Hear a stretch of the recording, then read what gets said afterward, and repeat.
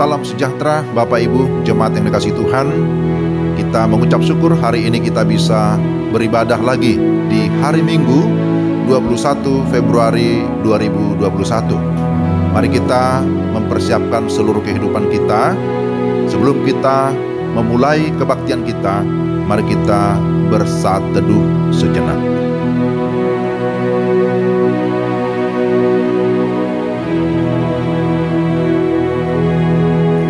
Mari kita berdiri bersama-sama, kita mengawali kebaktian kita dengan menyanyikan Kidung Keesaan nomor 443 ayat 1 dan ayat yang kedua.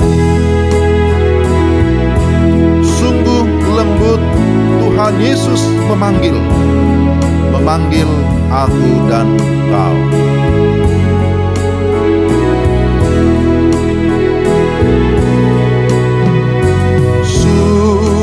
Lembut Tuhan Yesus memanggil aku dan kau. Lihatlah Dia prihatin menunggu aku dan kau.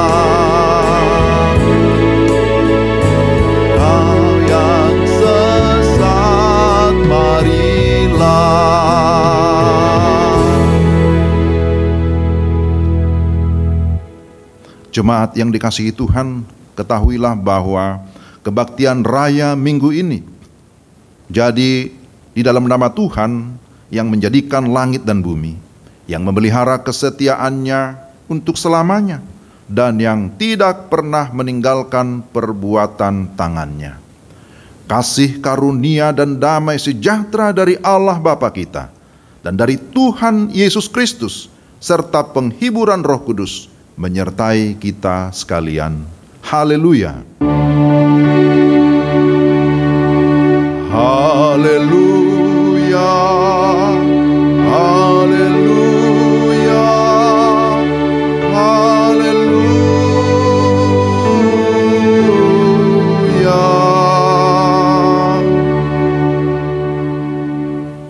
Nas pembimbing dalam ibadah kita hari ini diambil dari Injil Matius pasal 6 ayat 33.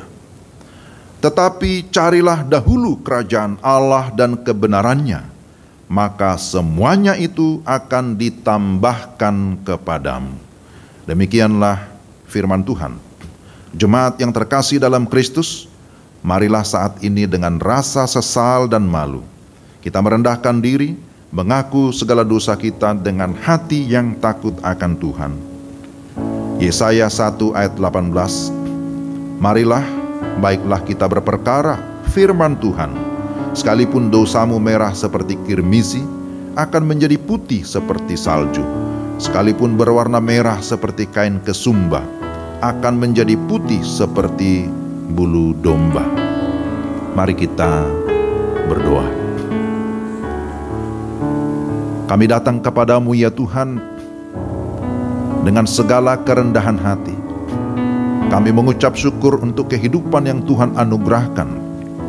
Bukan saja kehidupan sementara di bumi ini, tetapi juga kehidupan kekal yang Engkau sudah jamin melalui kematian Yesus Kristus, Tuhan dan Juru Selamat kami satu-satunya.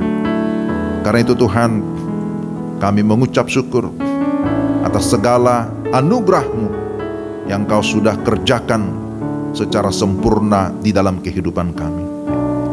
Tuhan, dalam perjalanan hari-hari kami juga sungguh menyadari bahwa kami tidak luput dari dosa dan pelanggaran. Itulah sebabnya Tuhan, pada saat ini, sebelum kami lebih jauh masuk dalam ibadah ini, kami datang merendahkan diri di hadapan-Mu, mengaku segala dosa dan kesalahan kami, baik itu perkataan, pikiran ataupun perbuatan kami yang tidak sesuai dengan kehendak-Mu, yang mendukakan hati-Mu. Maka di dalam segala kesadaran kami datang kepadamu, memohon pengampunan dosa. Kiranya Engkau berkenan mengampuni segala dosa kami, menyucikan hidup kami, sehingga kami layak ya Tuhan untuk datang kepadamu, bahkan menerima segala berkat-berkat-Mu. Terima kasih ya Tuhan. Kami percaya bahwa ketika kami sungguh-sungguh datang kepadamu mengakui segala dosa kami, maka Engkau akan mengampuni kami. Sebab kami datang kepadamu hanya dalam satu nama yang hidup, nama yang berkuasa, itulah Yesus Kristus, Tuhan dan Juru Selamat kami yang hidup. Amin.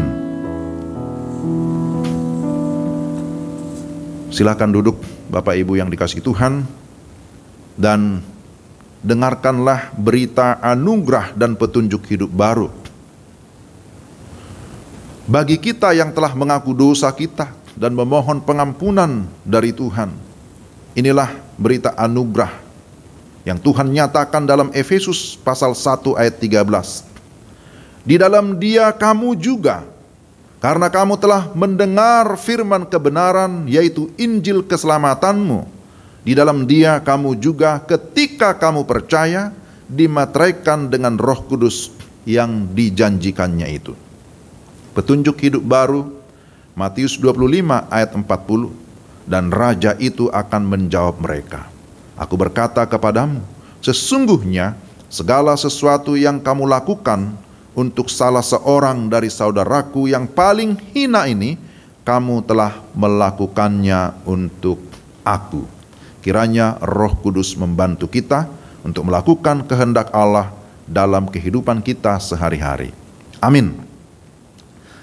Jemaat yang dikasihi Tuhan, kita mengucap syukur karena Tuhan sudah menyelamatkan kita, dan Tuhan mau supaya kita tetap hidup sesuai dengan kehendak-Nya. Mari kita mempersiapkan seluruh hidup kita. Kita mau mendengarkan kebenaran firman Tuhan. Kita memuji Tuhan. Jiwaku merindukanmu ya Allah yang hidup. Jiwaku haus kepadamu ya Allah yang hidup. Kita naikkan pujian ini dengan segenap hati kita.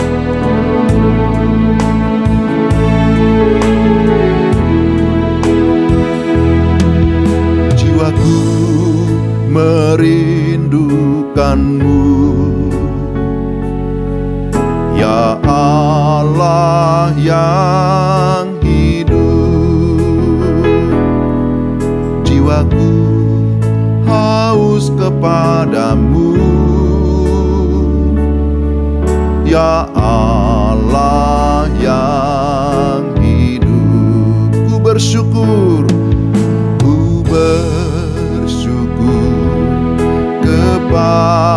kepadamu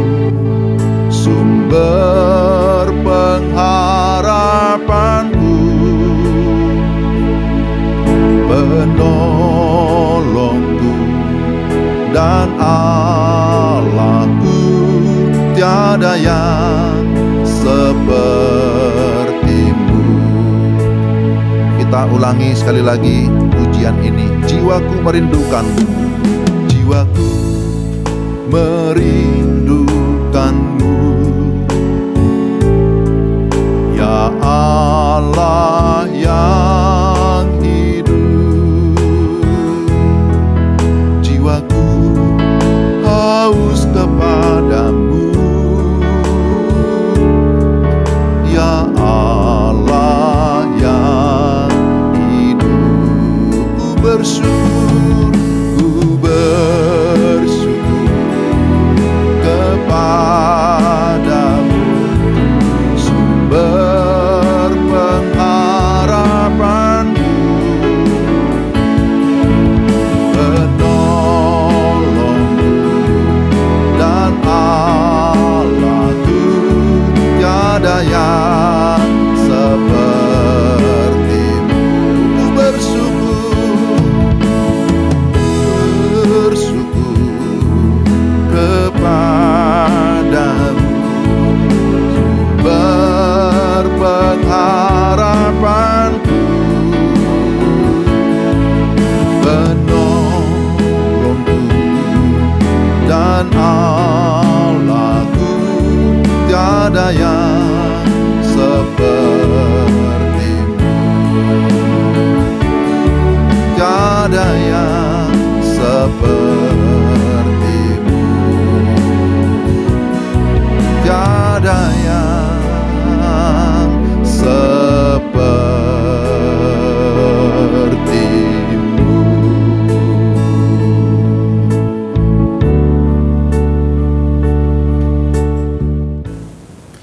Sebelum kita mendengarkan firman Tuhan, mari kita berdoa. Bapa Surgawi, dalam nama Tuhan Yesus, kami mengucap syukur ada kesempatan bagi kami sekali lagi mendengarkan firman-Mu. Firman-Mu adalah firman yang tidak terbatas. Kami tidak mampu memahami dengan pikiran kami yang terbatas. Itulah sebabnya kami memohon pertolongan Allah Roh Kudus. Kiranya berkenan memberikan kami iluminasi atau pencerahan, sehingga kami dapat memahami firman-Mu dengan baik. Dalam Kristus Yesus kami sudah berdoa. Amin. Mari kita membuka Alkitab kita masing-masing dari Injil Markus pasal 1 ayat 9 sampai 15. Markus pasal 1 ayat 9 sampai 15, demikian firman Tuhan. Pada waktu itu datanglah Yesus dari Nazaret di tanah Galilea, dan ia dibaptis di sungai Yordan oleh Yohanes. Pada saat ia keluar dari air, ia melihat langit terkoyak dan roh seperti burung merpati turun ke atasnya. Lalu terdengarlah suara dari sorga, "Engkaulah anakku yang kukasihi, kepadamulah aku berkenan." Segera sesudah itu roh memimpin dia ke padang gurun. Di padang gurun itu ia tinggal 40 hari lamanya, dicobai oleh iblis. Ia berada di sana di antara binatang-binatang liar, dan malaikat-malaikat melayani dia. Sesudah Yohanes ditangkap, datanglah Yesus ke Galilea memberitakan Injil Allah. Katanya, "Waktunya telah genap, kerajaan Allah sudah dekat. Bertobatlah dan percayalah kepada Injil." Demikian pembacaan firman Tuhan. Berbahagialah kita yang mendengar firman dan memelihara dalam kehidupan kita sehari-hari. Shalom, Bapak, Ibu, jemaat yang dikasihi Tuhan. Apa kabar? Saya berharap kita tetap dalam keadaan yang baik dan tetap merindukan firman Tuhan. Dan hari ini ada tema yang sudah ditentukan oleh PGI, Persekutuan Gereja-Gereja di Indonesia, memberikan tema lapar mengingatkan kerapuhan manusia. Itulah tema kita, lapar mengingatkan kerapuhan manusia. Sebuah tema yang sederhana, namun tentu sangat mendasar. karena semua manusia membutuhkan makanan, begitu ya? Ya. Saudara-saudara yang terkasih dalam Tuhan, isu atau berita tentang kelaparan itu seringkali mengisi ruang berita, baik secara media online, media elektronik maupun media cetak. Kita sering mendengar ada bangsa tertentu yang mengalami kelaparan, ada yang mengalami busung lapar, ada banyak yang menderita kelaparan, bahkan meninggal karena kelaparan. Salah satu artikel yang saya baca tahun lalu, tahun 2020, ya masih tergolong baru ya, bahwa bencana kelaparan banyak terjadi di belahan dunia ini. Di Asia, di Afrika itu paling banyak bencana kelaparan. Kenapa? Karena kebutuhan pangan atau kebutuhan makanan yang tidak terpenuhi. Kemudian baru-baru ini ada berita juga yang menyatakan bahwa selama masa pandemi di tahun 2020 ada sekitar 7 juta orang meninggal karena kelaparan, termasuk di dalamnya 10.000 anak-anak setiap bulannya meninggal di masa pandemi COVID-19. Nah, saudara yang terkasih dalam Tuhan, kalau berita ini benar, tentu ini sangat menyedihkan. Saudara, kembali kepada tema kita. Apa yang dapat kita pelajari berkaitan dengan tema kita, lapar mengingatkan kerapuhan manusia? Pertama, bahwa manusia adalah ciptaan yang terbatas, rapuh adanya. Alkitab mencatat bahwa manusia memang adalah ciptaan Tuhan, bahwa Tuhan kita tidak terbatas, tetapi manusia adalah ciptaan yang terbatas. Manusia yang diciptakan oleh Tuhan menurut gambar dan rupanya, tetapi kemudian dijelaskan dalam Kejadian pasal 2 ayat 7 bahwa manusia itu diciptakan dari debu tanah, lalu kemudian diberikan nafas kehidupan. Maka jelas manusia secara fisik, secara jasmani mengalami kerapuhan. Secara jasmani manusia bisa mengalami kelaparan, bisa mengalami kehausan, bisa mengalami sakit penyakit, penderitaan dan lain sebagainya, bahkan sampai kepada kematian tentunya. Itulah sebabnya kalau kita membaca dalam Kejadian pasal 1 ayat 29, Tuhan menyediakan makanan bagi manusia, karena memang manusia bisa lapar dan membutuhkan makanan. Di sana disebutkan Tuhan menyediakan makanan bagi manusia, yakni segala tumbuh-tumbuhan yang berbiji dan segala pohon-pohonan yang buahnya berbiji. Tetapi kemudian secara rohani manusia pun membutuhkan firman Tuhan yang dapat memuaskan rohnya atau jiwanya. Namun saudara-saudara, ketika manusia jatuh ke dalam dosa, kerapuhan manusia itu semakin menonjol. Manusia mengalami kelaparan bukan lagi hanya secara jasmani, tetapi juga secara rohani. Kerapuhan manusia karena dosa membuat manusia tidak berdaya sama sekali untuk bisa menyelamatkan dirinya dari segala perbudakan dosa. Yang ada adalah bahwa manusia karena dosa berada di bawah maut ataupun kebinasaan. Di sisi lain, kerapuhan manusia membuat manusia harus bergantung sepenuhnya kepada Allah, karena hanya Dia yang sanggup memberikan kekuatan, bahkan memberikan kehidupan yang kekal kepada manusia yang sudah rapuh karena dosanya. Nah, ini hal yang pertama. Jadi sekali lagi bahwa manusia adalah ciptaan yang terbatas, rapuh adanya. Tapi yang kedua, Yesus datang ke dunia sebagai manusia yang menderita. Jikalau kita memperhatikan Injil Markus pasal 1 ayat 1, maka di sana Markus mulai memperkenalkan Yesus Kristus. Disebutkan di sana, inilah permulaan Injil tentang Yesus Kristus, Anak Allah. Dia adalah anak Allah yang datang ke dunia. Allah yang menjadi manusia dan turut merasakan kelemahan manusia. Secara khusus dalam bacaan kita Markus 1 ayat 9 sampai 15, sebenarnya ini sudah pernah dibahas pada khotbah sebelumnya beberapa minggu yang lalu.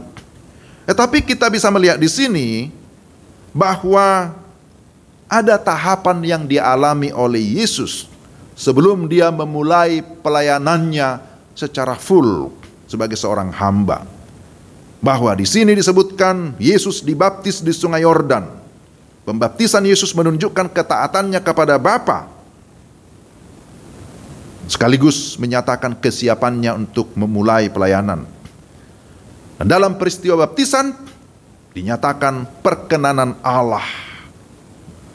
Di sana ada Allah Bapa yang berkata, inilah anakku yang kukasihi, kepadanya lah aku berkenan. Tetapi juga di sana ada kehadiran Roh Kudus dalam rupa burung merpati yang menyatakan topangannya kepada Yesus di dalam pelayanan.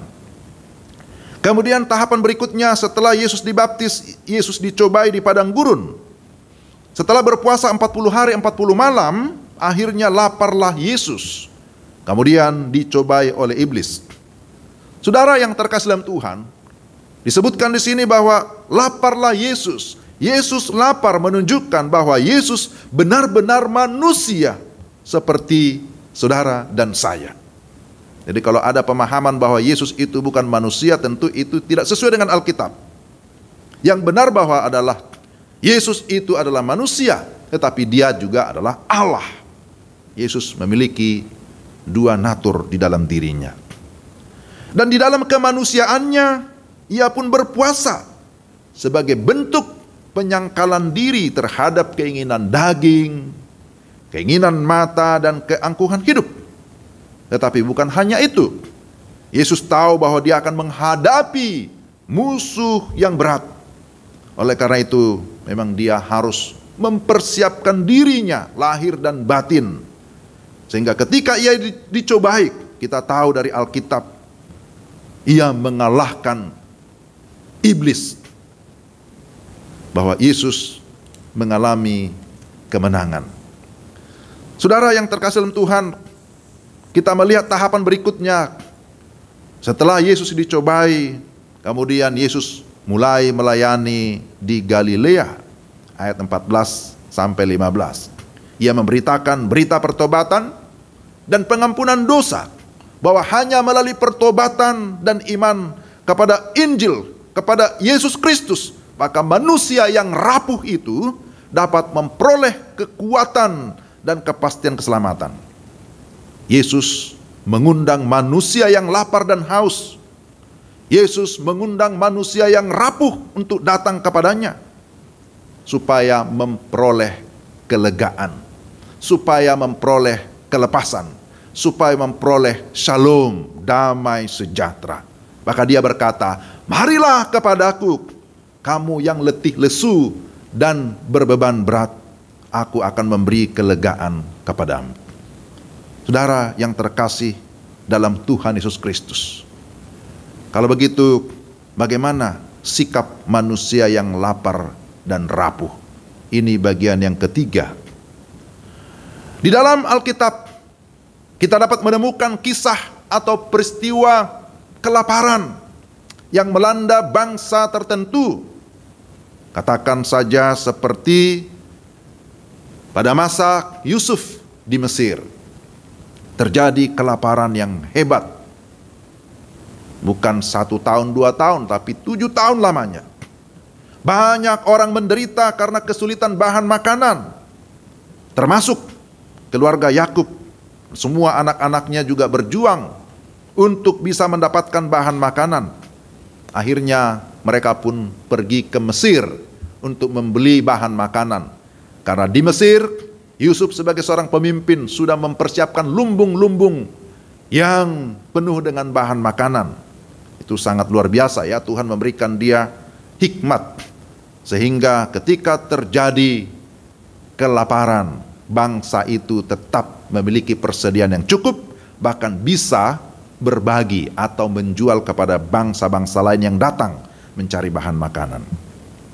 Tetapi kelaparan itu memang tidak menyenangkan. Karena kelaparan itu bukan hanya membuat menderita, tapi bisa mendatangkan kematian. Itu salah satu contoh di dalam perjanjian lama. Tetapi ketika masa Yesus, di dalam perjanjian baru juga kita pernah menemukan kisah ribuan orang yang lapar. Dicatat di dalam kitab Injil.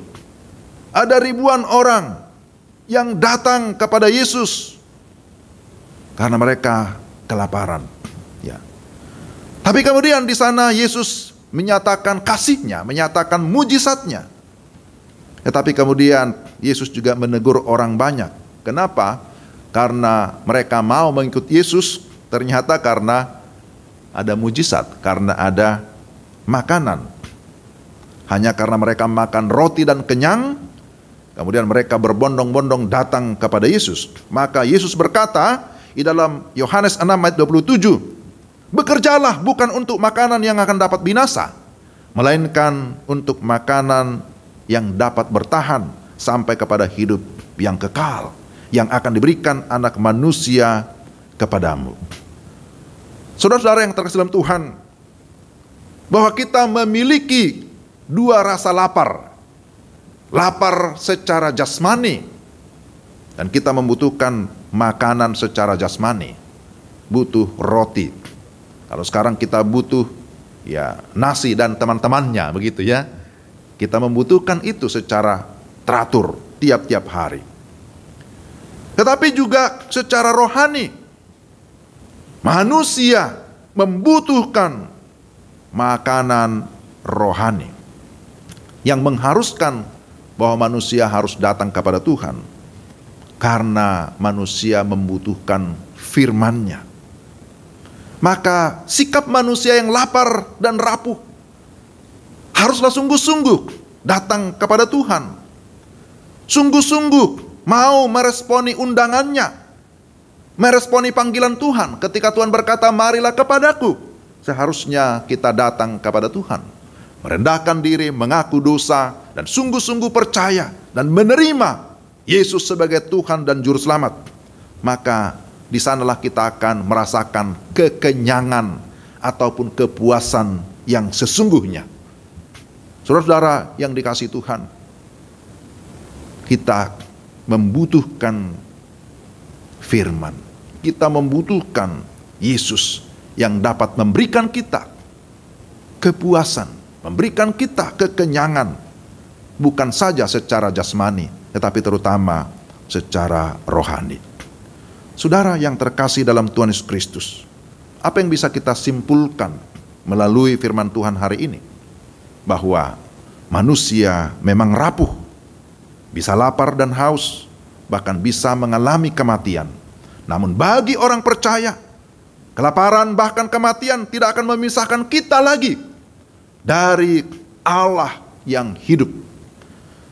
Karena Yesus berkata bahwa ketika kita datang kepadanya, Dia memberikan kelegaan.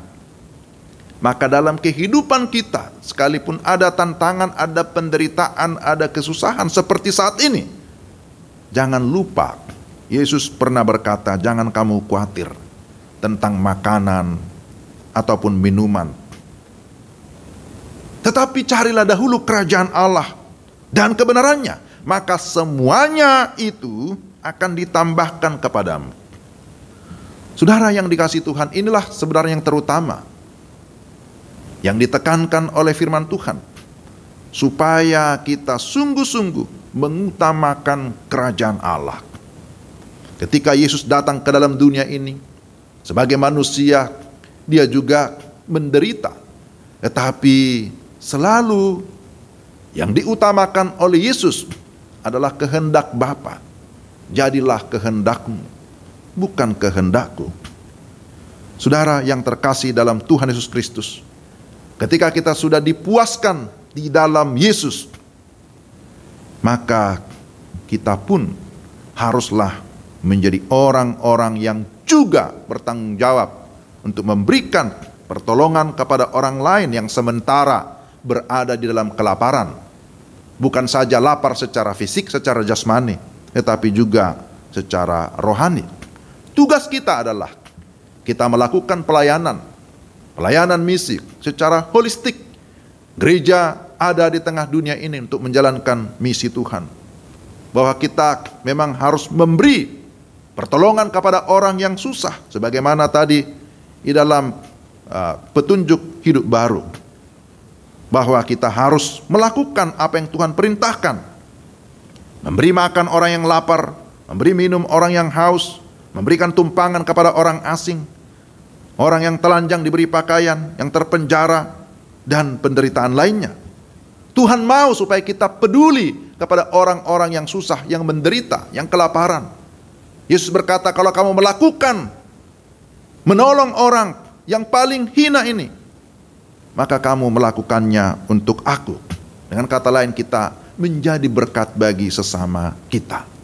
Tetapi bukan saja memberikan pertolongan secara fisik, secara jasmani. Tugas kita adalah juga memberitakan Injil, memberitakan bahwa di dalam Yesus Kristus ada kepastian keselamatan. Saudara yang terkasih dalam Tuhan, hanya di dalam Dialah kita akan memperoleh kemenangan yang sesungguhnya, kekuatan yang sejati. Maka setelah kita ada di dalam Tuhan, kita melaksanakan apa yang merupakan perintah Tuhan, melakukan apa yang Tuhan mau, menjadi garam dan terang, memberitakan firman-Nya, memberikan pertolongan kepada orang yang membutuhkan bantuan, maka sesungguhnya kita adalah orang-orang yang berbahagia. Di dalam Matius 5 ayat yang ke-6 dikatakan bahwa orang yang berbahagia adalah orang yang memiliki rasa lapar dan haus akan kebenaran. Orang yang lapar dan haus akan kebenaran akan dipuaskan. Orang yang lapar dan haus akan kebenaran adalah orang yang sungguh-sungguh senantiasa merindukan Tuhan, sungguh-sungguh mau memuliakan Tuhan, tetapi juga orang yang mau melakukan apa yang Tuhan firmankan. Maka ketika kita sungguh-sungguh hidup di dalam Tuhan, melakukan apa yang Tuhan kehendaki, kita akan menjadi pribadi-pribadi yang kuat. Kuat karena Tuhan memberikan kita kekuatan. Kuat karena Tuhan yang senantiasa menopang kita dalam segala keadaan. Kiranya Tuhan menolong kita untuk tetap hidup sesuai dengan kebenaran firman-Nya.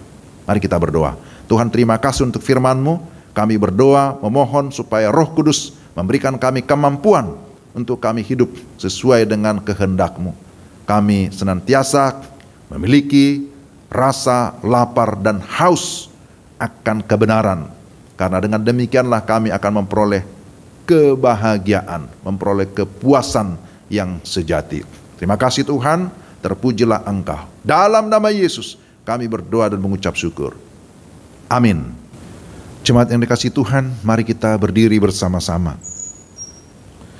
Bersama seluruh orang percaya dan gereja dalam segala abad, marilah kita mengucapkan pengakuan iman rasuli kita di hadapan Allah dengan kesungguhan hati dan mulut berkata, Aku percaya kepada Allah, Bapa yang Maha Kuasa, Khalik langit dan bumi, dan kepada Yesus Kristus, anaknya yang tunggal Tuhan kita, yang dikandung daripada Roh Kudus, lahir dari anak darah Maria, yang menderita sengsara di bawah pemerintahan Pontius Pilatus, disalibkan, mati dan dikuburkan, turun ke dalam kerajaan maut, pada hari yang ketiga bangkit pula dari antara orang mati, naik ke surga, duduk di sebelah kanan Allah, Bapa yang Maha Kuasa, dan akan datang dari sana untuk menghakimi orang yang hidup dan yang mati.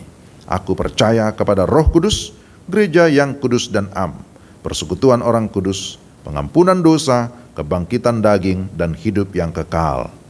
Amin. Silakan duduk. Jemaat yang dikasihi Tuhan, saatnya kita akan memberikan persembahan syukur yang terbaik bagi Tuhan. Imamat 19 ayat 5, apabila kamu mempersembahkan korban keselamatan kepada Tuhan, kamu harus mempersembahkannya sedemikian hingga Tuhan berkenan akan kamu. Dan Kisah Para Rasul 20 ayat 35 bagian B adalah lebih berbahagia memberi daripada menerima. Mari kita mempersiapkan persembahan kita, juga kita akan memberikan persembahan untuk perpanjangan kontrak ruko D47. Mari kita memuji Tuhan. Carilah dulu kerajaan Allah. Kidung Keesaan nomor 288 ayat 1 dan ayat 3.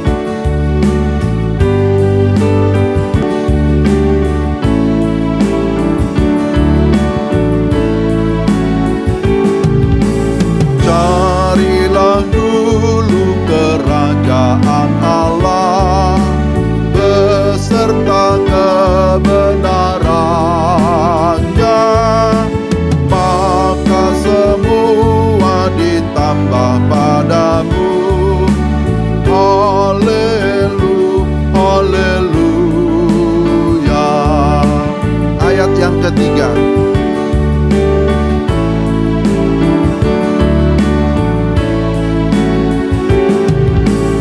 Bukan makanan saja kau perlu, paling perlu firman Allah yang merupakan jaminan hidupmu. Haleluya,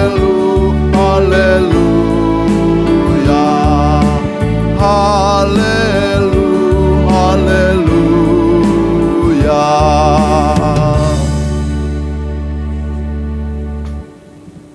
Mari kita masuk dalam doa syafaat. Kami datang kepadamu ya Tuhan, bersyukur untuk pemeliharaanmu. Engkau senantiasa memberkati kami, bukan saja berkat-berkat secara jasmani, tetapi juga berkat-berkat secara rohani. Maka pada saat ini Tuhan, sebagai rasa hormat dan syukur kami sudah memberikan persembahan kepadamu. Kiranya Tuhan berkenan menguduskan persembahan yang sudah kami kumpulkan untuk bisa dipakai dalam pelayanan yang mulia di tengah-tengah gerejamu, secara khusus Gereja Pokpukris Kota Wisata. Tuhan memberkati semua jemaat yang sudah memberi dengan sukacita. Bahkan yang belum sempat memberi, Tuhan juga semakin melimpahkan berkat-Mu, sehingga di kesempatan mendatang kami bisa sama-sama memberikan yang terbaik bagi Tuhan. Bapa, saat ini kami bersyukur juga untuk pekerjaan Tuhan yang senantiasa kami dapat lakukan di tengah-tengah gereja di tempat ini. Tuhan memberkati semua majelis jemaat, memberkati para pendeta. Tuhan menolong kami untuk kami dapat melakukan tanggung jawab kami dengan penuh sukacita.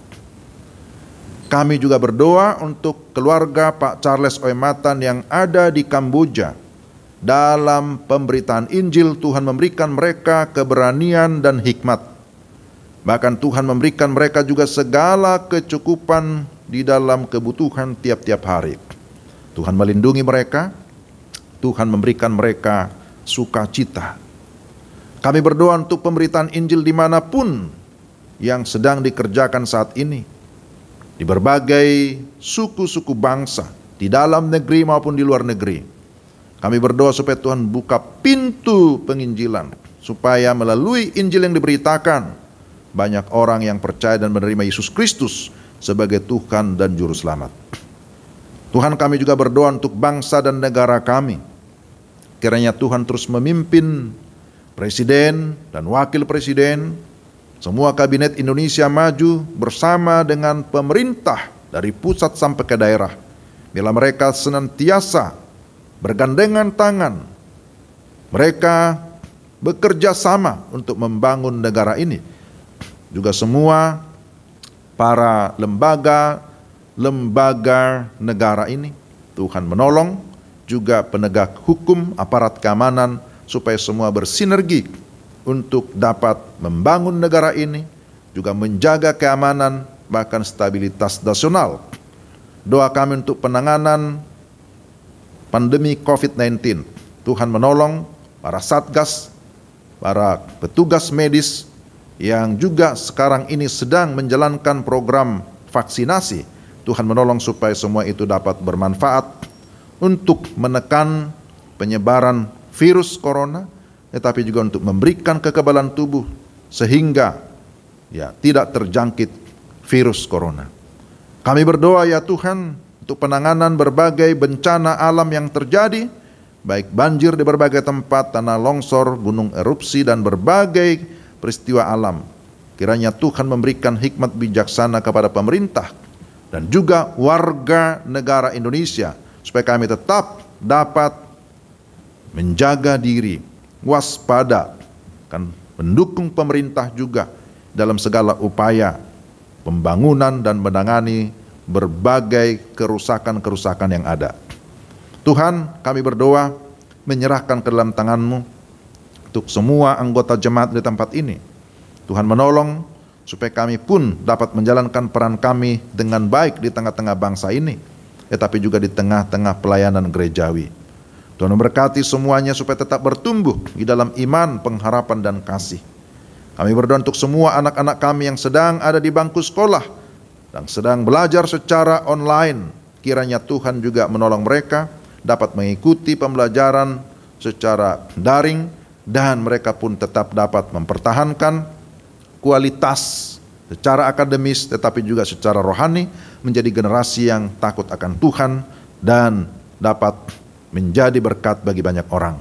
Kami berdoa untuk semua orang tua, Tuhan juga menolong kami supaya kami dapat menjalankan peran kami dengan sebaik-baiknya, menjalankan tugas di rumah, mendidik, mengarahkan semua anak-anak yang Tuhan percayakan, tetapi juga Tuhan memberkati di dalam pekerjaan, di dalam segala usaha yang ada. Tuhanlah yang membuat berhasil, sekalipun di tengah-tengah berbagai kesulitan akibat pandemi, tapi kami percaya bahwa Tuhan senantiasa memberikan kepada kami pertolongan. Berkatilah semua juga para orang tua yang sudah lanjut usia. Tuhan menolong Bapak dan Ibu Sebayang, Bapak dan Ibu Pesik, Bapak Opusunggu, Bapak dan Ibu Runturambi, Bapak Sumarsono dan Ibu, Opa Fari dan Ibu, Bapak Anwar, Ibu Dora Tiambun Hersok, Opung Marulik, Opung Olosinta, Bapak Bastian, Oma Eki Palanto, Ibu Fatila Bate, Bapak Tigor Simatupang, Bapak Angkup Situmeang, Pendeta Raden Stopo, Bapak Pangaribuan, Bapak Sabar Gultom, Eyang Ian Maspetela. Kami berdoa supaya Tuhan meneguhkan iman mereka dalam masa tua, tetap percaya kepada Tuhan, dan kehidupan mereka bisa menjadi teladan, menjadi berkat bagi banyak generasi. Yang sakit, yang membutuhkan kesembuhan dan pemulihan, kami terus berdoa untuk Ibu Selvi Remref, Opung Maratur Panggabean, Ibu Suti Sitompul, Ibu Oce Paulina, Ibu Rosita, Bapak Siaji Simatupang, Bapak Priska Pelealu, Adik Mikael Tirtawinata, Ibu Kristina Ramona Bulan, Opung Cindy, Bapak Sumiharjo Papahan, Bapak Tatit Putri Agape, Bapak Penatua Markus Subali, juga Ibunda dari Ibu Ratih. Kami berdoa supaya Tuhan yang menjamah, Tuhan memberikan kesembuhan, Tuhan memberikan pemulihan dalam nama Yesus Kristus. Engkau terus memberikan mereka keteguhan iman, supaya mereka tetap beriman kepada Tuhan Yesus Kristus. Juga kami doakan Benyamin Tanjung, Daniel Gunawan, dan anak-anak SLB Kiriakon. Kiranya Tuhan juga meneguhkan iman mereka, Tuhan terus menolong mereka dalam segala pertumbuhan mereka. Engkau memberkati orang tua dan juga guru-guru mereka. Bapa di sorga, kami juga berdoa untuk perpanjangan kontrak Ruko D47. Kiranya Tuhan menolong supaya tersedia dana dan tepat pada waktunya semua bisa dilunasi, sehingga gedung ini tetap kami bisa pakai untuk beribadah, untuk memuji dan memuliakan nama-Mu. Kami berdoa menyerahkan ke dalam tangan untuk semua anggota jemaat yang berulang tahun di sepanjang minggu ini. Tuhan memberkati Saudari Astrid Saraswati Tanjung, Bapak Penatua Heri Margono, Ibu Ramona Kristina Bulan, Adik Dominik Serafim Lutisia Salmon, Adik Alfred Gunadi Simanjuntak, Saudari Irene Yostina Supriyadi. Kami berdoa supaya Tuhan memberikan mereka kekuatan, memberikan kesehatan, memberikan semangat untuk tetap hidup, mengasihi Tuhan, mengasihi sesama, dan menjadi berkat bagi banyak orang. Kami berdoa menyerahkan ke dalam tangan-Mu kehidupan mereka, kiranya senantiasa berkenan kepada Tuhan. Bapa, seluruh kehidupan kami bawa kepadamu. Kami mohon supaya Tuhan terus memimpin kami, supaya kami memiliki kecintaan akan Tuhan lebih daripada segala sesuatu. Inilah hidup kami, inilah doa kami yang kami naikkan kepadamu. Di dalam nama Tuhan Yesus Kristus yang sudah mengajar murid-muridnya berdoa bersama-sama demikian. Bapa kami yang di sorga, dikuduskanlah namamu. Datanglah kerajaan-Mu, jadilah kehendak-Mu di bumi seperti di sorga.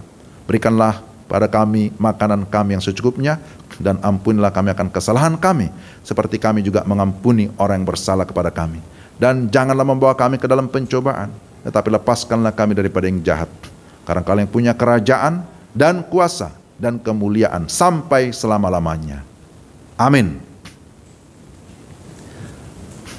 Bapak Ibu jemaat yang dikasihi Tuhan, tibalah kita di penghujung kebaktian kita. Mari kita berdiri bersama-sama, kita mau menaikkan pujian, pakailah waktu anugerah Tuhan-Mu.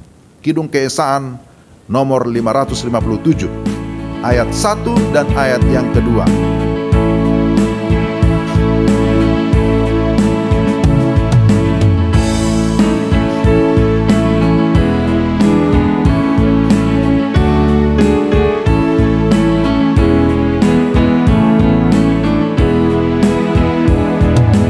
Pakailah waktu anugerah Tuhan-Mu, hidupmu singkat bagaikan kembang. Mana benda yang kekal di hidupmu, hanyalah kasih tak akan lekang. Tiada yang bakal di dalam dunia, segala yang indah pun akan lenyap. Namun kasih demi Tuhan Yesus sungguh bernilai dan tinggal tetap. Ayat yang kedua.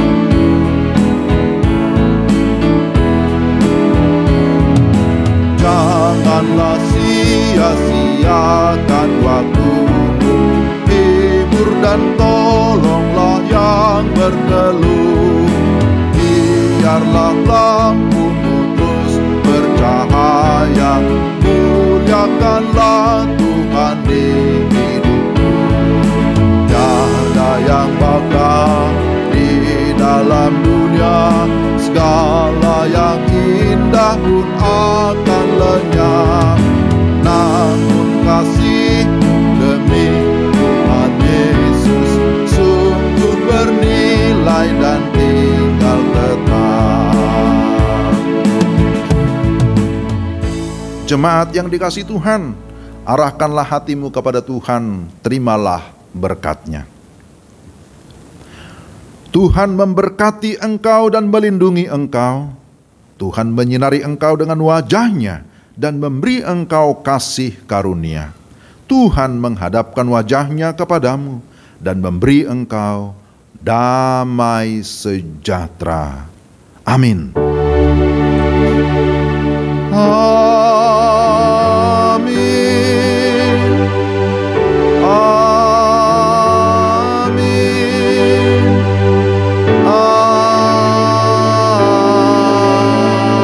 Amin.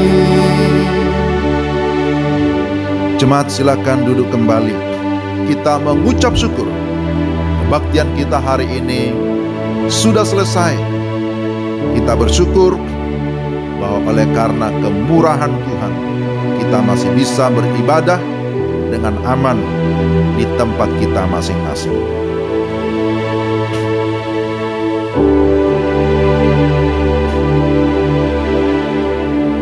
Atas nama Gembala, Pendeta, dan semua majelis jemaat, saya mengucapkan selamat hari Minggu bagi kita sekalian. Mari kita tetap mengingat prokes, protokol kesehatan, dengan senantiasa memakai masker kalau keluar tentunya, menjaga jarak, mencuci tangan. Tapi lebih daripada itu, mari kita tetap mengingat dan melakukan firman Tuhan. Selamat hari Minggu, Tuhan memberkati kita sekalian. Shalom.